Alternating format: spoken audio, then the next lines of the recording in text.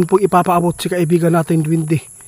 Ngayon po sa lahat po ng mga supporters po ng Duterte, paki-share po ito guys. Nakakatakot po yung sinabi ng ating kaibigan nung nag-usap kami ngayon. Hindi ko po inaasahan po na ganito po ang kanya nakukuha na impormasyon. Dapat po ma-share po niyo itong video guys para po ay marami makakaalam po dito kung ano po ang plano ngayon po ng mga kalaban niya. Kaya nandito tayo guys. Dalawa lang po ang aking ipapaabot. Mamili kayo. Si Tatay Digong, gusto po ba niyo makauwi dito sa Pinas? O nandun lang po siya mag-stay sa Netherlands na ang buhay po niya ay patuloy po na hahaba pa? Kaibigan, bakit po ito ang inyo nakikita? Kailan po ito ninyo nagkuha yung impormasyon na ito?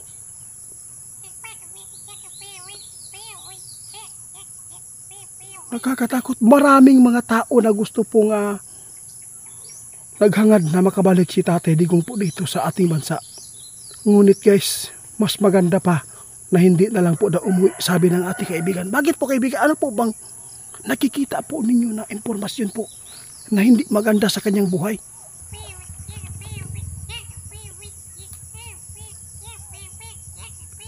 Mas maganda pa, sabi ng ating kaibigan, na si Tatay Digong magpaiwan sa Netherlands. Mas ligtas pa siya doon guys kaysa dito.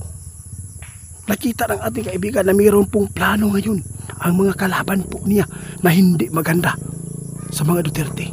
Kaibigan, ano po ba talaga ang gagawin po nila? Ano po ba ang mga plano? Dapat po mag-ingat ang mga Duterte po ngayon dito sa ating bansa. Mayroon pong nakitang impormasyon si kaibigan guys, nakakatakot po ito. Mayroong naghahabol, mayroong magroromentado para lang si Tatay Digong mawala dito sa ating mundo.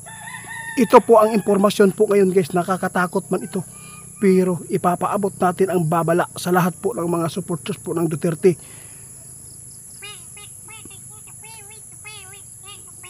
Ito po talaga ang gagawin po ng mga kalaban kaibigan. Mayroong magroromentado para lang po si Duterte ay mawala.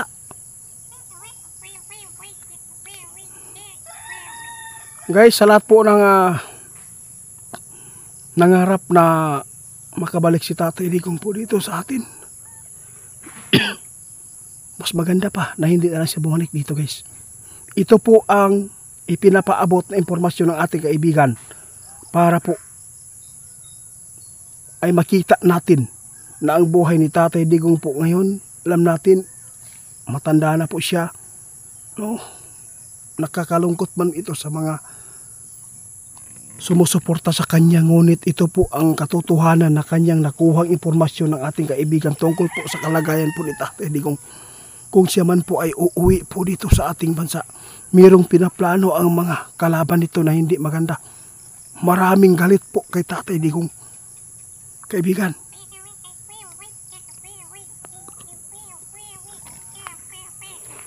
grabe naman to. Hindi ako makapaniwala nito kaibigan na ganito po ang plano.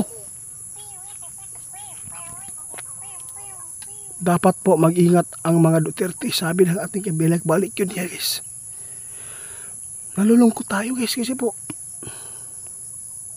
ito pala ang hindi maganda na impormasyon na ipinapaabot na ating kaibigan. Nakuha po niyang impormasyon dito guys.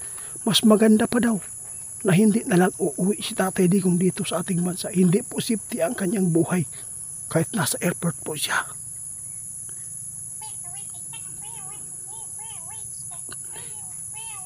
Marami nagplanong hindi maganda. Kaibigan, meron po akong gusto malaman. Bakit po nila ito gagawin sa kanya?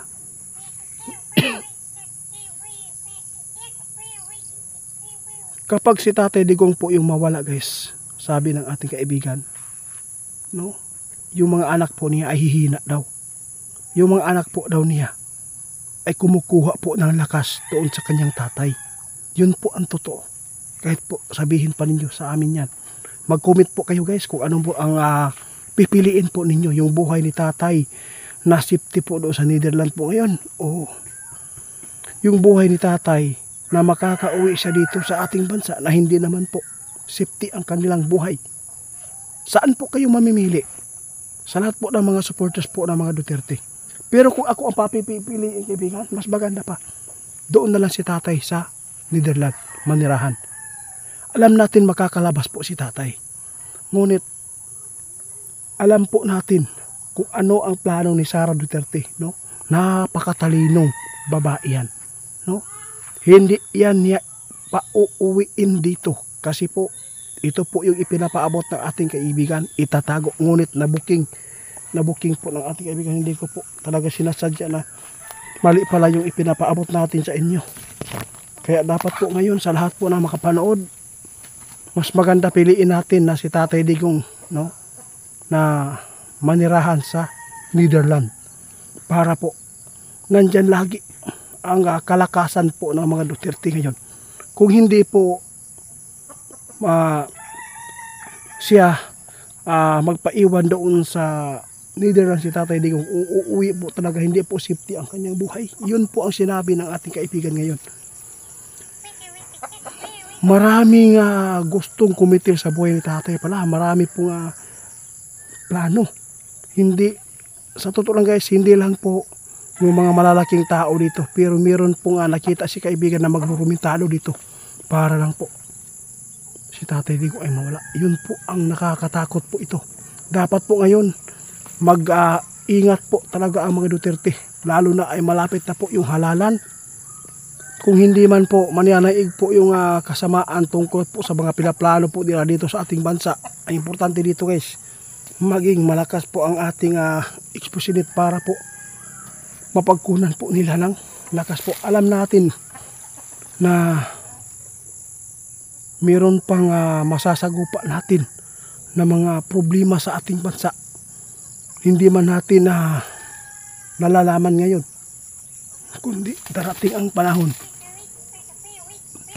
Lahat po ng sinasabi ng ating kaibigan nyo, alam ko itiit kung ano po ang magaganap ngayon. Mayroong madugong mangyayari.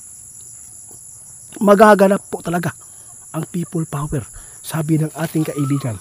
Kung sakali man ito ay hindi po maayos po ng namumuno na kanyang pagdala po sa ating bansa, posibleng mag-unay-unay ang mga Pilipino magpatayan. Karon guys, pasalamat na sa atong mga amigo tuod kay nagpaabot siya ani para mapugwan ninyo na ma-share ninyo akong video para dili siya mapapahamak. Salamat sa lahat po ng makapanood sa ating ipinapaabot. Sana po ay hindi po kayo magalit kasi po yun po talaga ang nakikita ng ating kaibigan na mangyayari po sa mga Duterte.